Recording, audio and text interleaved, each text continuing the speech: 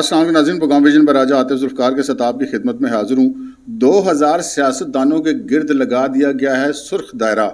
جبکہ بشرا be be ہو گئی ہیں ایک بار پھر متحرک، اور لیفٹیننٹ جنرل ریٹائرڈ فیض حمید اور چودھری شجاعت حسین سمیت بہت ساری شخصیات سے کیا ہے انہوں نے رابطہ، جبکہ شاہد خاقان عباسی، مفتاح اسماعیل اور مصطفیٰ نواز کھوکھر کی فلم چلنے سے پہلے ہی فلاپ ہو گئی ہے۔ آج بہت ساری تفصیلات آپ کے ساتھ شیئر کریں گے، مگر اس سے پہلے کہ اپنے پروگرام کو آگے بڑھائیں، آپ سے گزارش ہے کہ اگر ابھی تک آپ نے ہمارا چینل سبسکرائب نہیں کیا تو پلیز کر لیجئے، ساتھ ہی بیل آئیکن بھی دبا دیجئے تاکہ جو ہی ہمارا کوئی نیا پروگرام اپلوڈ ہوتا ہے تو اس کا نوٹیفیکیشن فوری طور پر آپ کو موصول ہو سکے۔ پروگرام کا باقاعدہ آغاز کرتے ہیں ناظرین ایک تازہ ترین خبر سے، اور وہ تازہ ترین خبر یہ ہے کہ سابق ڈی جی ایف آئی اے بشیر میمن شامل ہو گئے ہیں باقاعدہ طور پہ مسلم لیگ نون میں، اور مسلم لیگ نون میں شمولیت کے بعد ان کو کچھ اہم ذمہ داریاں بھی دے دی گئی ہیں۔ فی الحال جو ان کی ایک ذمہ داری لگائی گئی ہے وہ یہ ہے کہ جو نواز شریف صاحب کی آمد ہے 21 اکتوبر کو،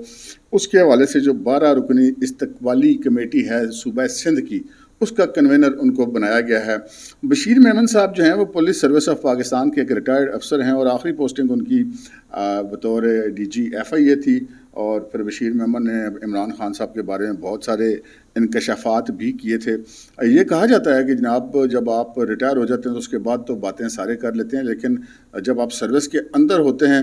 وہاں پر اگر آپ وقت کے حکمران کے سامنے ڈٹ جائیں تو بہرحال یہ ایک کریڈٹ کی بات ہوتی ہے، اور یہ کریڈٹ بشیر میمن کو دینا پڑے گا، کیونکہ جب عمران خان صاحب نہ صرف یہ کہ حکمران تھے بلکہ اپنی طاقت کے عروج پر تھے، ساری اسٹیبلشمنٹ ان کے ساتھ تھی، عدلیہ ان کے ساتھ تھی، اور جو عمران خان صاحب کی اپنی پارٹی تو ان کے ساتھ تھی ہی، وزارت عظمیٰ پر وہ فائز تھے اور بڑے طاقتور وزیر اعظم تھے، تو اس وقت اس وزیر اعظم کے ماتحت ہونے کے باوجود اس کے سامنے ڈٹ جانا اور اس کو کسی غلط بات پہ شٹ اپ کہہ دینا، یہ وہ کام ہے جو بشیر میمن نے کیا تھا۔ جب بشیر میمن کو بلا کر عمران خان نے بذریعہ جو اس وقت پرنسپل سیکرٹری تھے اعظم خان، انہوں نے بلوایا اور اعظم خان ان کو لے کے گئے پرائم منسٹر کے پاس، اس وقت کے عمران خان صاحب کے پاس، تو عمران خان صاحب نے ان سے کچھ فرمائشیں کی، کچھ ناجائز مقدمے بنانے کی، کوئی کیپٹن صفدر کے خلاف، کوئی مریم کے خلاف اور کچھ دیگر لوگوں کے خلاف، جس پر انہوں نے وزیر اعظم کو صاف منہ پر انکار کر دیا، اور پھر وزیر اعظم مشتعل ہو گئے، اور جب مشتعل ہو گئے تو انہوں نے مبینہ طور پہ یہ بات بشیر میمن صاحب نے خود اپنے انٹرویوز میں بتائی ہے کہ انہوں نے جو ہے وہ کچھ غلط الفاظ کا استعمال کیا، یعنی کہ گالم گلوچ شاید کی ہوگی، بظاہر تو ایسا ہی لگتا ہے، تو مریم نواز کے بارے میں، تو بشیر میمن نے اس وقت اس کو پرائم منسٹر کو کہا شٹ اپ، اور اٹھ کر وہاں سے غصے میں باہر نکل گئے، اور پھر وزیر اعظم کو انہوں نے جو برا بھلا کہا، اور پھر اعظم خان ان کو لے گئے کمرے میں، اور جا کے اپنے کمرے کے باتھ روم میں ان کو لے گئے، اور وہاں پہ ان کو کہا منت اللہ کیجیے ٹھنڈے ہو جائیں، اور اس وقت یہ گریڈ 22 کے حاضر سروس افسر تھے اور ڈی جی ایف آئی اے تعینات تھے، اور بھی انہوں نے بہت سارے انکشافات کیے کہ عمران خان صاحب ان کو لے گئے اپنے ساتھ سعودیہ کے دورے پر، اور کہا کہ دیکھو نا یہاں پہ کوئی بندہ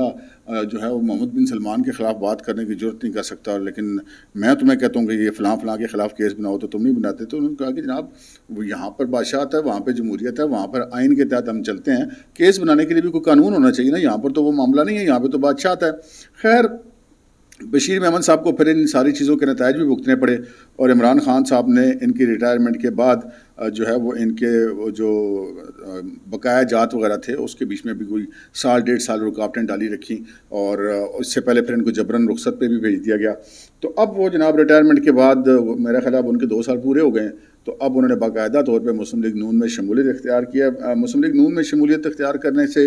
مسلم لیگ نون کو فائدہ کیا ہوگا؟ ایک تو بشیر میمن صاحب بڑے افسر ریٹائر ہیں، وہ تو ایک الگ بات ہے، لیکن یہ میمن ہیں تو کراچی میں اور حیدرآباد میں اور سندھ کے اندر بالعموم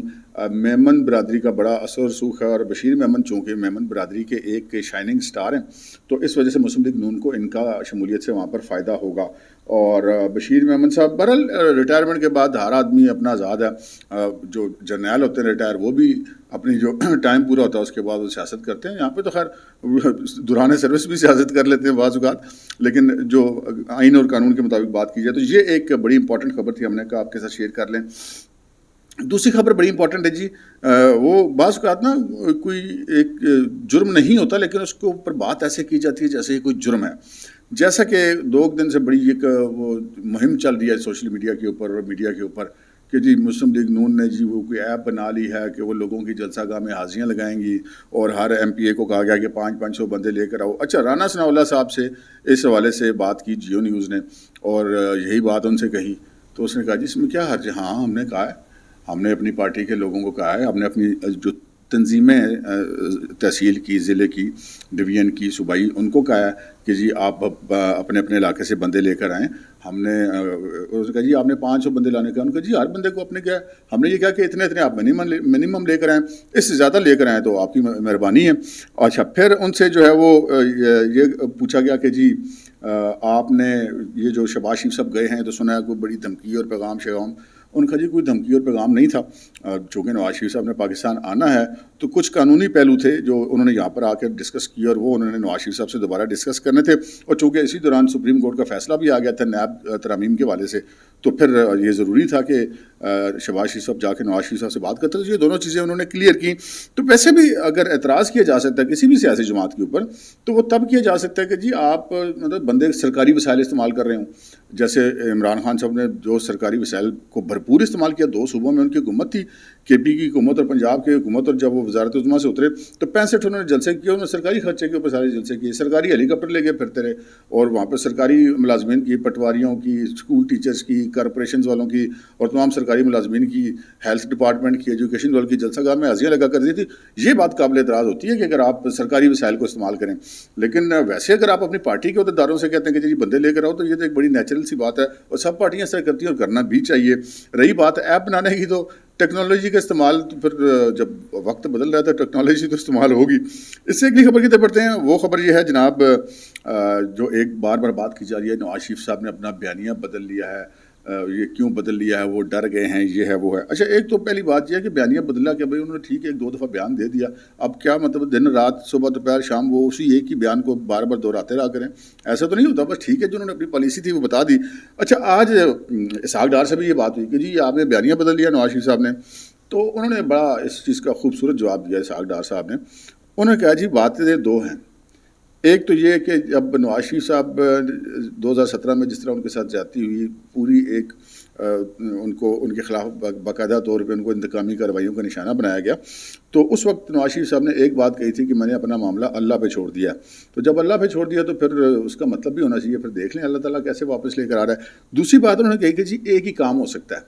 یا تو نواز شریف صاحب وہاں واپس آئیں, اقتدار میں آئیں اور انتقامی کارروائیوں میں لگ جائیں, تو یا پھر وہ آئیں اقتدار میں آئیں اور ملک کو درست سمت میں چلائیں اور ملک کی بہتری کے لیے کام کریں. تو دونوں میں سے ایک ہی کام ہو سکتا ہے. تو نواز شریف صاحب کا انتخاب جو ہوگا وہ ملک کو بہتری کی سمت لے کے جانا ہوگا. یہ بڑا امپورٹنٹ ایک بیان ہے اور اسحاق ڈار کے منہ سے ہے. اسحاق ڈار صاحب جو ہے نا وہ اگر دیکھا جائے تو عملی طور پہ وہ شہباز شریف سے بھی زیادہ قریب سمجھے جاتے ہیں نواز شریف کے. تو یہ بیان ان کا جو ہے اس کو ہم ایسے مطلب اوور لک نہیں کر سکتے. اس سے اگلی خبر کی طرف بڑھتے ہیں جناب, اور وہ خبر ہے ایکسکلوزیو خبر, اور وہ خبر ہے جس کے بارے میں بہت سارے لوگ بات بھی کرتے رہے ہیں لیکن عمل کسی نے نہیں کیا. لیکن اب جن کی طرف سے بات کی گئی ہے وہ جو کچھ کہہ رہے ہیں ابھی تک تو وہ کر رہے ہیں, تو امید ہے کہ آگے بھی کریں گے. خبر یہ ہے کہ جو پاکستان کے اندر ایک بڑی تعداد ہے, غالباً کو 30-40 لاکھ کے قریب افغانی ابھی تک پاکستان کے اندر موجود ہیں, جو افغانستان اور روس کی جنگ کے دوران پاکستان آئے تھے. ان کی تو 2-3 نسلیں ادھر پل کے جوان ہو گئیں. اچھا ان میں بہت بڑی تعداد ایسے بھی لوگوں کی ہے جنہوں نے فائدہ اٹھا کے, جو پاکستان کے اندر مبینہ طور پہ سسٹم لیڈ کرپشن ہے اس کا فائدہ اٹھا کے اپنے شناختی کارڈ بنوا لیے یہاں کے. وہ لازم بات ہے ان کو ٹریس کرنا یا پکڑنا بہت مشکل ہے. اس کو پکڑا جا سکتا ہے کہ اگر ان کے 2-3 پشتوں کے پیچھے سے ان کی آباء و اجداد کے مطلب دادا پردادا کے 78 سے پہلے کے اگر کوئی شناختی کارڈ آفس میں ان کا ریکارڈ ہے تو ٹھیک ہے, وہ افغانی نہیں ہے, وہ پاکستانی ہے. اور اگر اس سے پیچھے کا ریکارڈ نہیں ہے تو پھر وہ مشکوک ہیں. بہرحال یہ سارا کچھ اب جنہوں نے کارروائی کرنی ہے وہ سوچیں گے. فیصلہ ہوا ہے کہ جی 2 قسم کے غیر ملکیوں کو پاکستان سے نکالا جا رہا ہے. ایک تو افغانیوں کو نکالا جا رہا ہے اور دوسرا ایرانیوں کو نکالا جا رہا ہے. جتنے لوگ پاکستان کے اندر غیر قانونی طور پر مقیم ہیں, چاہے ان کا تعلق کسی بھی ملک سے ہو, اور بالخصوص ان 2 جگہوں کی تعداد چونکہ بالترتیب زیادہ ہے تو یہ زیادہ پہلے ہوں گے. اور ابھی تک ہم نے دیکھا کہ ڈالر والا آپریشن ہو, منی چینجز کے خلاف آپریشن ہو, پیٹرول کی اسمگلنگ کے خلاف آپریشن ہو, بجلی چوروں کے خلاف آپریشن ہو, ذخیرہ اندوزوں کے خلاف آپریشن ہو, تو ان کے خلاف تو کاروائیاں ابھی تک بڑی مؤثر دکھائی دے رہی ہیں اور اس کا فائدہ بھی ہونا شروع ہو گیا ہے, اس کے اثرات بھی سامنے آنے شروع ہو گئے ہیں. تو ہم یہ توقع کرتے ہیں کہ یہ اخوانیوں والا معاملہ بالخصوص جو ہے یہ پاکستان کا ایک درد سر بنا ہوا ہے، بنا رہا ہے اور شاید آگے بھی بنا رہے گا اگر یہ آپریشن ناکام ہوا تو لہٰذا یہ ایک البتہ چونکہ اب اس کا بیڑا حافظ صاحب نے اٹھایا اور نگران حکومت چونکہ حافظ صاحب کی ہی سرپرستی میں چلتی ہے، مطلب یہ ہے کہ جملہ معترض ہے لیکن بات تو یہی ہے. تو کوئی بھی ایک نگران حکومت ہوتی ہے وہ فطری طور پہ اسٹیبلشمنٹ کے قریب ہوتی ہے، اس لیے کہ اگر کسی سیاسی جماعت کے قریب ہوں گے تو وہ پھر غیر جانبدار تو نہیں رہ سکتے. تو اسٹیبلشمنٹ ہی کی مدد سے حکومتیں رن ہوتی ہیں. تو یہ وزارت داخلہ کے اندر سے جناب یہ خبر نکلی ہے کہ یہ 2 بڑے آپریشن اب کرنے کا فیصلہ کیا گیا ہے. اس سے اگلی خبر کی طرف پڑتے ہیں جناب. اس سے اگلی خبر ہے بشرا بی بی کے حوالے سے. بشرا بی بی کے حوالے سے یہ ہے کہ بشرا بی بی پہلے بھی بڑی متحرک رہیں، فعال رہیں، آہستہ آہستہ چیزیں آتی رہیں. اگرچہ کہ پی ٹی آئی اور عمران خان اور سارے یہ بار بار کہتے رہے وہ گھریلو خاتون، سیاست سے تعلق نہیں،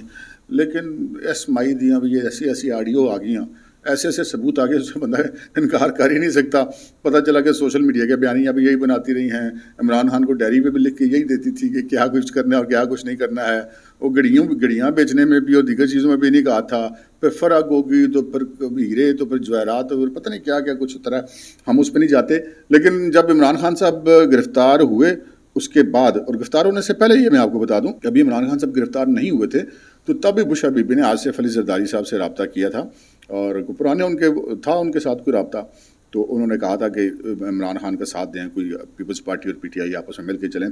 تو اس وقت زرداری صاحب نے معذرت کر لی تھی. تو اس کے بعد بھی یہ مختلف لوگوں سے رابطے وغیرہ کرتی رہی ہیں. جو عمران خان صاحب کی مطلب باقاعدہ وہ ٹھیک ہے وہ باپردہ خاتون ہے لیکن سیاست وہ پوری کرتی ہیں، متحرک بھی ہیں، فعال بھی ہیں. پچھلے دنوں بھی وہ اسلام آباد میں میریٹ کے اندر آ کے بیٹھی رہیں کمرے لے کر عمران خان صاحب کی گرفتاری کے بعد، ادھر رابطے کرتی رہیں. پھر آپ کے علم میں ہے، ہم بھی بتا چکے، ویسے بھی آپ کو پتہ ہو گیا کہ وہ ایک قطری سفارتکار سے بھی انہوں نے رابطہ کیا اور وہاں سے انہوں نے مدد کی درخواست کی لیکن ان کو مدد نہیں ملی. اچھا، ابھی جو بشرا بی بی نے رابطے ہیں نا جی، ان کو 3 قسم کے رابطے انہوں نے کیے ہیں. 2 تو تازہ 3 رابطے ہیں، وہ میں آپ کو آگے چل کے بتاتا ہوں. لیکن جو 3 قسم کے رابطے ہیں، ایک تو انہوں نے کیے ہیں مختلف سیاستدانوں سے رابطے، اور دوسری انہوں نے کیے ہیں سابق جو ریٹائرڈ جو فوجی افسران ہیں، ریٹائرڈ جرنیل وغیرہ ہیں جو پہلے عمران خان کو بڑا کھل کے سپورٹ کیا کرتے تھے، ان کے ساتھ انہوں نے رابطے کیے ہیں کہ جناب مہربانی کریں، کچھ مدد کریں ہماری. اور پھر تیسرا انہوں نے رابطے جو کیے ہیں وہ کوششیں کی ہیں اسٹیبلشمنٹ کے ساتھ کوئی پیغام رسانی کی. اچھا، یہ سارے کے سارے جو سفارتکاروں سے رابطے، سابق جرنیلوں سے رابطے اور جو اسٹیبلشمنٹ کے ساتھ رابطے ہیں، اب یہ براہ راست رابطے نہیں ہوتے، یہ بیچ میں لوگ ڈال کے رابطے کیے جاتے ہیں. تو وہاں سے کسی جگہ پہ بھی ان کو کامیابی نہیں ہوئی اور عمران خان کی رہائی کی کوئی سبیل نہیں بنی. پھر انہوں نے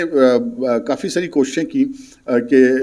مختلف طریقوں سے عمران خان صاحب کو کسی نہ کسی حد تک کوئی نہ کوئی ریلیف دلوا دیا جائے، لیکن وہ ناکام رہی. لیکن اس کے بعد اب وہ دوبارہ کیوں فعال ہوئی ہیں، جبکہ خود عمران خان بھی اب ذہنی طور پہ قبول کر چکے ہیں کہ نہیں، آپ وہ اتنی جلدی جیل سے باہر نہیں آ سکتے.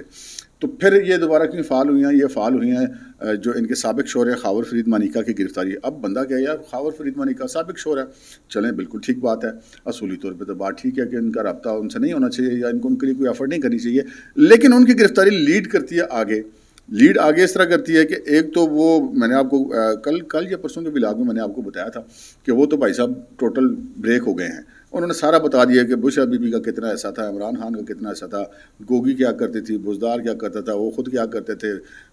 ان کے بیٹے کیا کرتے تھے، ان کے جو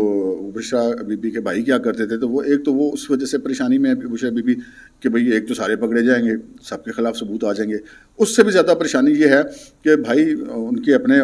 جو پچھلی اولاد ہے، جو مطلب اولاد تو انہیں کی اپنی ہے، وہ چلیں وہ سابق شوہر سے ہے لیکن اولاد تو وہاں کا رشتہ تو ختم نہیں ہوتا. تو وہ اب ان کے بچے ان کو اپنے خطرے میں نظر آ رہے ہیں کہ آگے ان کی گرفتاریوں کا امکان ہے، پھر بھائی کی گرفتاری کا امکان ہے. تو وہ لازمی بات ہے، مطلب بندہ پینک میں ہو جاتا ہے، کیونکہ یہ جتنی باتیں تھیں نا، یہ تصوف اور روحانیت اور جناب دینداری اور یہ سارے معاملات اور جنات اور موکلات، یہ تو سارے ہو گئے ہیں فارغ. تو اب مطلب اوریجنل جو کام ہے نا، جو اصل، وہ اس پہ آگے ہوئے ہیں کہ ٹھیک ہے جی، پیسے ویسے تو بہت کما لیے لیکن اب رابطے کرو، کسی طریقے سے جان بچاؤ. تو انہوں نے کیے ہیں جناب 2 جگہوں پہ رابطے. باقی سارے ریٹائر جرنیلوں نے اگر ان سے رابطوں میں معذرت کر لی تھی تو اب انہوں نے پھر رابطہ کیا لیفٹیننٹ جنرل ریٹائرڈ فیض حمید سے. ایک تو فیض حمید کے خلاف جو ہے وہ پی ٹی آئی جو ہے وہ سہولت کاری کر رہی ہے، الزامات ان کے اوپر پھینک رہی ہے. وہ واحد بندے تھے جن کے خلاف ابھی تک عمران خان نے اور ان کی پارٹی نے الزامات نہیں لگائے تھے. لیکن یہ فیض آباد دھرنا کیس کے اندر پی ٹی آئی نے بطور جماعت بھی اپنی اپیل واپس لے لی، یعنی کہ انہوں نے کہا جی ٹھیک ہے جو مرضی کرو فیض حمید نال. تو ایک تو اس کے باوجود بھی انہوں نے رابطے کیے، اور ان رابطوں کے جواب میں فیاض حمید نے مطلب جو یقینی بات ہے کوئی ڈائریکٹ رابطہ تو ضروری نہیں کیا، ہو بھی سکتا ہے کیونکہ وہ بہت قریب تھے عمران خان کے اور بشریٰ بی بی کے، تو انہوں نے پھر یہ ذرائع کا یہ کہنا کہ جی میں تو خود بڑا محدود ہوں اور میرے اپنے بڑے سارے معاملات جو ہیں اس وقت پریشانی کا باعث ہیں، تو میں معذرت چاہتا ہوں جی، مجھے آپ کچھ نہ کہیں، میں آپ کی کوئی مدد نہیں کر سکتا۔ اسی طرح انہوں نے جو آخری اور تازہ ترین رابطہ کیا ہے وہ جناب چودھری شجاعت حسین سے کیا ہے، جو مسلم لیگ کاف کے سربراہ ہیں، سیزنڈ پولیٹیشین ہیں، اسٹیبلشمنٹ کے بڑے قریب سمجھے جاتے ہیں، تو ان سے انہوں نے رابطہ کیا۔ چودھری شجاعت حسین نے بھی ذرائع کا کہنا ہے کہ ان سے معذرت کر لی کہ جی وہ اس معاملے میں ان کی کوئی مدد نہیں کر سکتے۔ تو یہ جو بشریٰ بی بی کے رابطے تھے یہ ہو گئے، مطلب فلاپ ہو گئے، بات نہیں بنی۔ اگلی خبر کی طرف بڑھتے ہیں جناب۔ یہ تین سیاستدان کافی دنوں سے متحرک تھے، شاہد خاقان عباسی، مفتاح اسماعیل اور مصطفیٰ نواز کھوکھر۔ مصطفیٰ نواز کھوکھر کو بلاول بھٹو کے ترجمان بھی وہ رہے ہیں، سینیٹر تھے پی ٹی آئی کے اور پاکستان پیپلز پارٹی کے، ان کے والد صاحب بھی ڈپٹی اسپیکر ہیں نواز کھوکھر مرحوم۔ تو مصطفیٰ نواز کھوکھر نے جو ہے وہ پاکستان پیپلز پارٹی کے ساتھ کچھ ان کی جسے کہتے ہیں کہ اختلافات ہوئے مبینہ طور پہ، اور وہ پھر نہیں رہے ترجمان۔ پھر ان سے کہا گیا پارٹی نے کہ جی آپ سینٹ کی سیٹ بھی چھوڑ دیں، انہوں نے چھوڑ دی۔ مفتاح اسماعیل جو ہیں وہ نگران حکومت میں پہلے وزیر خزانہ بنے، اس کے بعد پھر اسحاق ڈار صاحب آ گئے تو وہ بن گئے، پھر وہ نکل گئے، ان کو یہ اپنا غصہ تھا، مصطفیٰ نواز کھوکھر کو اپنا غصہ تھا، اور پیپلز پارٹی کے اوپر شاہد خاقان عباسی کو اپنا غصہ تھا۔ اب شاہد خاقان عباسی بھی ویسے مطلب ایک کردار ہی میں ان کو کہوں گا، میں ویسے ان کو ذاتی طور پہ ایک اچھے آدمی، نفیس آدمی ہیں، لیکن کچھ چیزیں ایسی ہوتی ہیں نا جس پہ بندہ فطری طور پہ مار کھا جاتا ہے۔ اب جب ہٹایا گیا نواز شریف صاحب کو عدالتی فیصلے کے ذریعے 2017 میں، تو مسلم لیگ نون نے شاہد خاقان عباسی جو سب وفاقی وزیر پیٹرولیم تھے غالباً، پیٹرولیم اور معدنی وسائل، ان کو وزیر اعظم بنا دیا۔ اب یہ 1.25 سال انہوں نے بطور وزیر اعظم کام کیا، اور اس کے بعد پھر مسلم لیگ نون نے مزید نیکی ان کے ساتھ یقین کی۔ بشیرہ کو بھی، جو سینیٹر سعدیہ عباسی کو، وہ بھی پارٹی نہیں بنایا تھا۔ شاہد خاقان عباسی جو ہے وہ نہ صرف یہ کہ 17 ماہ یا 15 ماہ جتنا بھی وزیر اعظم رہے، اس کے بعد یہ اپنا الیکشن بھی ہار گئے، مری سے اپنا بائی حلقے سے الیکشن ہار گئے، مری اور کوٹا کا جو حلقہ ہے، اور پھر انہوں نے ایک اور جو اسلام آباد وفاقی دارالحکومت کے اندر سے بھی انہوں نے الیکشن لڑا تھا، وہاں سے بھی وہ ہار گئے۔ تو پھر مسلم لیگ نون نے ان کو لاہور میں اپنی پکی سیٹ خالی کرا کر ان کو اسمبلی میں لے کر آئے۔ تو اس کے باوجود بھائی جان اب یہ خواہش رکھتے تھے کہ اب پھر وزیر اعظم وہی بنے، مطلب یہ مبینہ طور پہ بات ہے، یہ ایک میرا سیاسی تجزیہ ہے، اس کے علاوہ تو ان کے پاس ناراضگی کی کوئی وجہ نہیں رہے گی، کیونکہ جب یہ وزیر اعظم بنے تو اب یہ مطلب ان کے دل میں یہ بات آ گئی کہ جی میں تو اس وقت نواز شریف کو پارٹی میں سب سے بڑا لیڈر ہوں، تو وہ پھر چلیں زیادہ سے زیادہ شہباز شریف کو وہ سینئر سمجھ سکتے ہیں، تو باقی وہ کسی کو کسی کھاتے میں لکھنے کے لیے تیار نہیں تھے۔ پھر کچھ مریم کے ساتھ انہوں نے سینگ اڑا لیا کہ جی وہ سینئر نائب صدر کیوں بن رہی ہیں یا چیف آرگنائزر کیوں بن رہی ہے، میں تو ان کو لیڈر نہیں مانتا، اس قسم کی باتیں انہوں نے کی۔ اور پھر اس کے بعد ان کا جی پارٹی ہماری سرو نہیں کر سکی، مطلب پارٹی کی جو امیج تھا اس کو کافی نقصان پہنچایا انہوں نے، اپنا جو ایک اچھا امیج تھا اس کو استعمال کیا پارٹی کا امیج خراب کرنے کے لیے۔ اب پارٹی نے ان کے ساتھ اتنی نیکیاں کی ہوئی ہیں، اب یہ کہتے ہیں کہ نہیں جی میں تو وزیر اعظم سے نیچے کا تھا، میں بندہ رہی ہوں، تو ایسا تو نہیں ہوتا نا، پھر باقی بھی پارٹی میں لوگوں کی بڑی قربانی ہے۔ اب پارٹی آپ کے ساتھ یہی کر سکتی ہے نا کہ آپ کو یار وزیر اعظم بنا دیا پارٹی نے، اور آپ کیا چاہتے ہیں، آپ کی بہن کو سینیٹر بنا دیا، آپ کو کتنے سالوں سے آپ کو ٹکٹ مل رہا ہے، کتنے 3 دہائیوں سے، اور پھر آپ اپنی آبائی سیٹ بھی ہار گئے، اس کے بعد آپ کو اسلام آباد آپ وزیر اعظم رہے تھے، آپ اسلام آباد سے الیکشن نہیں جیت سکے، تو پھر انہوں نے آپ کو ضمنی الیکشن میں جا کے لاہور سے اپنی سیٹ سے شریف خاندان نے آپ کو الیکشن لڑا کے اسمبلی میں بھیجا، تو پھر نیکی کا یہ صلہ، تو وہ پھر بات تو بنتی ہے۔ اور شاید خاقان عباسی کے اوپر اعتراض تو آتا ہے، یہی صورتحال مفتاح اسماعیل کیا کہ بھئی آپ کو وزارت خزانہ نہیں رہی تو آپ پارٹی کے خلاف ہو گئے، یہی پوزیشن مصطفیٰ نواز کھوکھر کی ہے کہ جی اگر آپ کو پیپلز پارٹی نے کہا جی آپ سینٹ کی سیٹ چھوڑ دیں اگر آپ ہم سے اختلاف رکھتے ہیں، تو یہ ان کی بات اصولی تھی، تو اس کے بعد پھر آپ کہیں گے نہیں جی ہم تو یہ 3 مدے مل کے کوئی بڑی توپ چلا لیں گے۔ اچھا اب یہ تھا کہ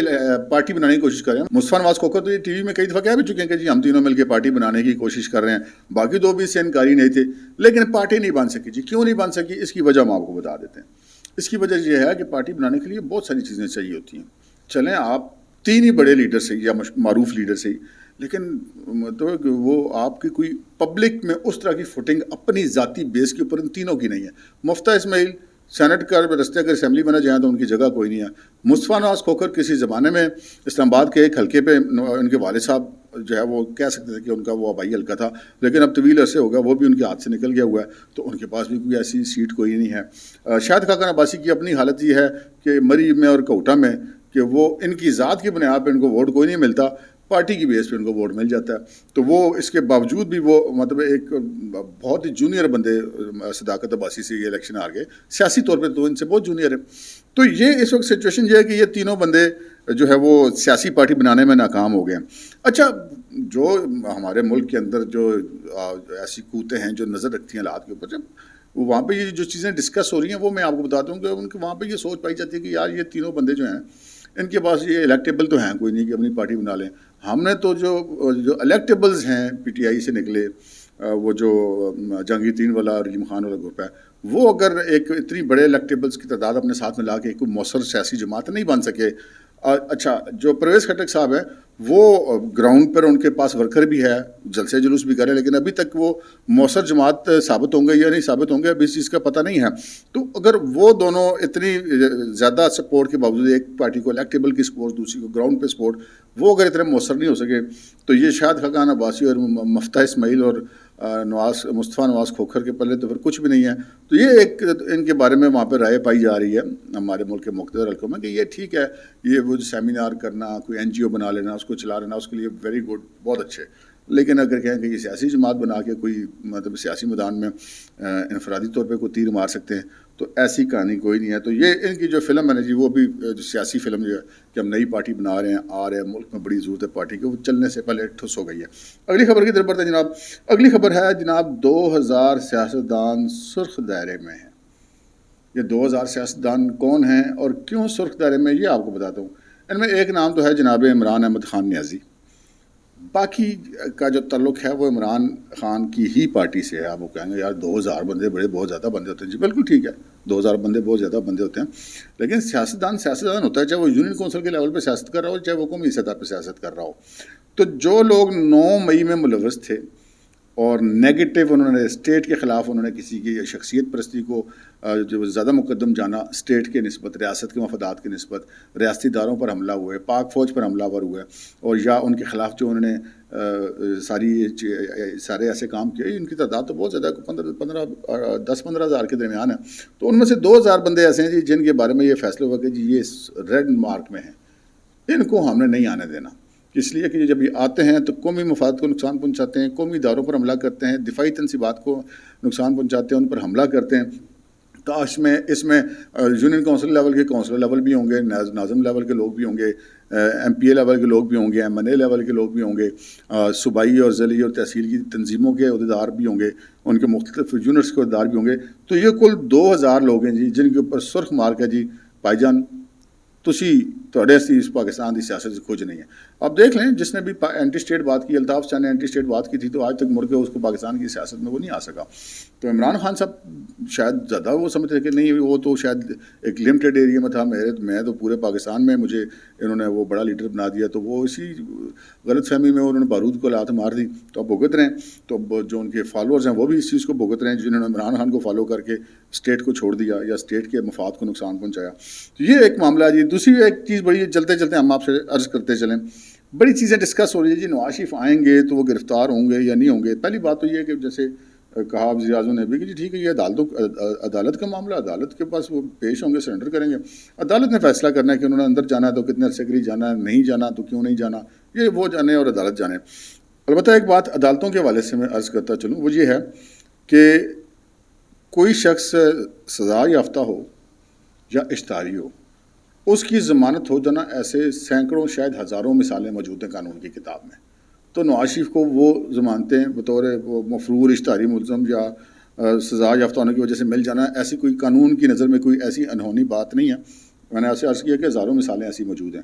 یہاں پر عدالتوں نے عمران خان کے لیے وہ مثالیں قائم کی ہیں جو کسی کے لیے نہیں کی. پیش ہی نہیں ہوا عدالت میں پوری ضمانت.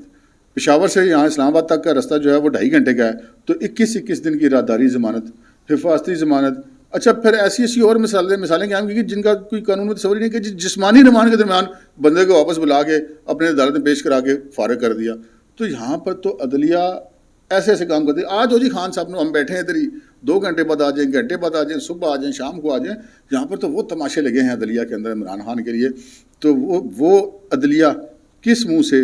نواز شریف کو ضمانت دینے سے انکار کرے گی؟ اب تک کے لیے اتنا ہی, اجازت دیجیے, اللہ حافظ.